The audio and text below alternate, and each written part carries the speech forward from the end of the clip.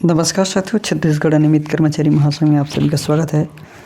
साथियों, छत्तीसगढ़ संयुक्त नियमित कर्मचारी महासंघ की अहम भूमिका रही है और भूमिका आगे भी रहेगी, क्योंकि छत्तीसगढ़ नियमित कर्मचारी संघ के द्वारा जो प्रयास किया जा रहा है कि लगातार आश्वासन का जो छत्तीसगढ़ शासन द्वारा जो आश्वासन दिया जा रहा है उनको विरोध करते हुए प्रत्येक कर्मचारियों की सहमति से जो 27 और अभी हाल ही में जो 20 नवंबर को रायपुर में बैठक रखी गई है, जिसमें आप सभी कर्मचारियों की उपस्थिति अनिवार्यता है। साथ ही वीडियो चालू स्टार्ट करने से पहले एक बात बता दें कि यदि आपको वीडियो अच्छा लगे तो लाइक कीजिए और ज़्यादा से ज़्यादा शेयर कीजिए। और ये हमारा चैनल है तो केवल अनियमित कर्मचारियों के लिए रहता है, चाहे वो छत्तीसगढ़ के कोई भी जिले का रहे या विकासखंड का रहे, समस्त कर्मचारियों के लिए रहता है। ठेका, प्लेसमेंट, जॉबदार, कलेक्टरदार सभी कर्मचारियों के जानकारी के संबंध में रहता है। आपसे निवेदन है कि छत्तीसगढ़ के जितने भी कर्मचारी हैं, संयुक्त कर्मचारी, अनियमित कर्मचारी, ऐसा ना सोचे कि हम तो इस कर्मचारी के अंतर्गत नहीं आते।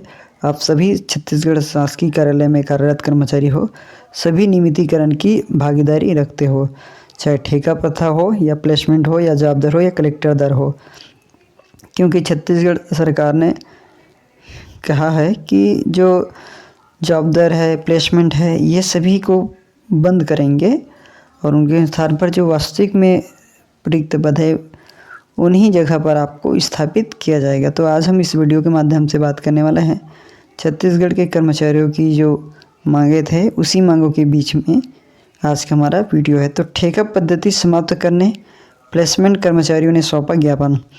तो यहाँ पर बता दें कि बहुत ही बड़ी यहाँ पर बातें हैं, क्योंकि ठेका पद्धति के माध्यम से क्या होता है, काम तो करा लेते हैं लेकिन समय पर भुगतान नहीं होता। ये दिक्कत रहती है, क्योंकि शासन को तो शासन का काम हो जाता है, लेकिन कर्मचारी जो होती है, कर्मचारी की जो मांगे होती है वो मांगे की मांगे रह जाती है।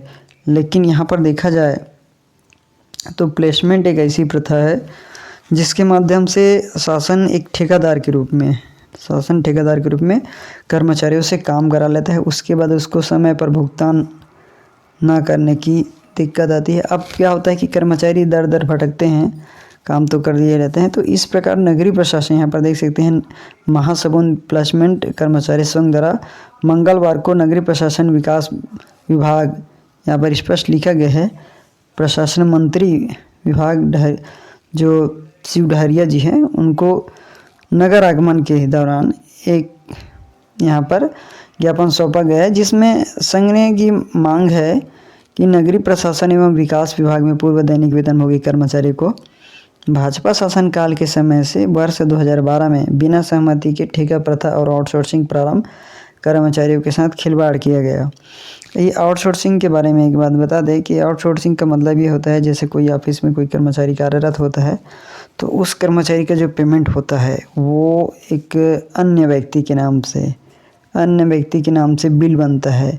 अन्य, जैसे एग्जांपल के लिए कोई मान के चलो आपने 1 महीना काम किया तो वहाँ पर आपका बिल जारी नहीं होगा, आपके नाम का बिल जारी नहीं होगा, वहाँ पर जारी होगा किसी अगले व्यक्ति के नाम से, जिसका जीएसटी नंबर जो भी हो, एक मतलब कहने का मतलब यह है कि वो फर्म के माध्यम से, कोई भी फर्म के माध्यम से पेमेंट होता है, तो उसे कहते हैं आउटसोर्सिंग।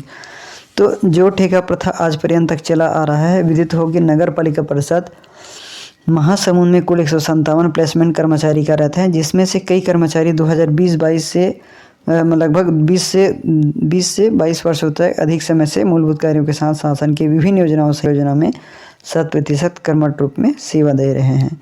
किंतु ठेका प्रथा के कारण कर्मचारी का भविष्य अंधकारमय हो गया है। इसलिए अंधकारमय हो गया है क्योंकि ठेकेदारी का मौसम ऐसा होता है कि जब ज़रूरत पड़ेगा आपको काम कराएगा और काम करने के बाद पैसे के लिए आपको भटकना पड़ेगा। तो क्योंकि वो पैसा ठेके के हाथ में होता है, शासन तो मुक्त हो जाता है। तो थर्ड पार्टी को दिए जाने वाले कमीशन शासन को प्रत्येक वर्ष करोड़ रुपये का अनावश्यक भार वहन करना पड़ता है, जिसे ठेका प्रथा को समाप्त कर दिया जा सकता है। ठेका प्रथा को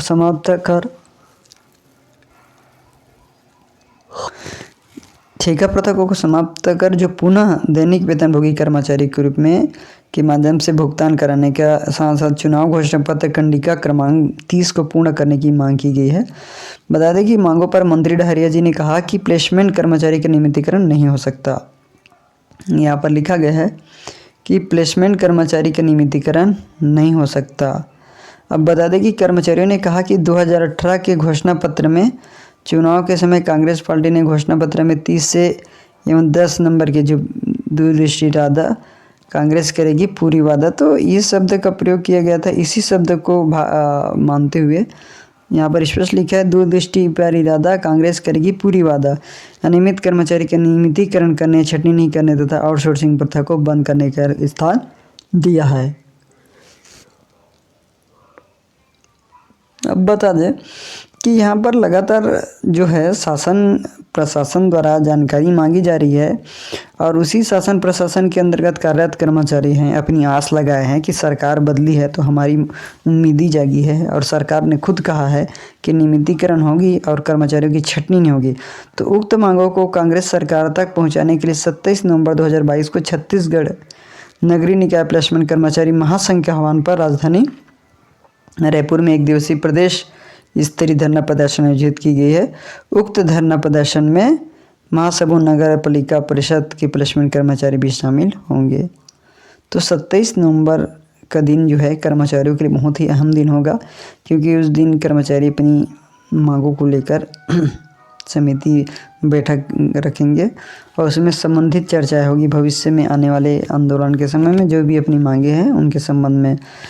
यहाँ पर स्पष्ट कहा है कि छत्तीसगढ़ सरकार ने अपने 30 नंबर के और 10 नंबर के दूरदृष्टि पर इरादा कांग्रेस करेगी पूरी वादा के संबंध में कर्मचारियों को उम्मीद जागी है, क्योंकि ये जो बातें हैं वो कर्मचारी तक सीमित नहीं थी। कर्मचारी तो केवल काम करते थे, महीने में तनख्वाह लेते थे, भूल जाते थे क्या है क्या नहीं है, लेकिन छत्तीसगढ़ सरकार ने कर्मचारियों को जगाया है और जगाया है इसका मतलब उसे पूरी तरह से वादा को पूरी करेगा, तब कर्मचारियों के हित में होगा। नहीं तो फिर आप तो मुँह में खाना देकर उसे मुंह को छीनना हो जाएगा, मुंह के निवाले को छीनना। तो ये तो रही हमारी आज की वीडियो जो बहुत ही यूज़फुल रहा।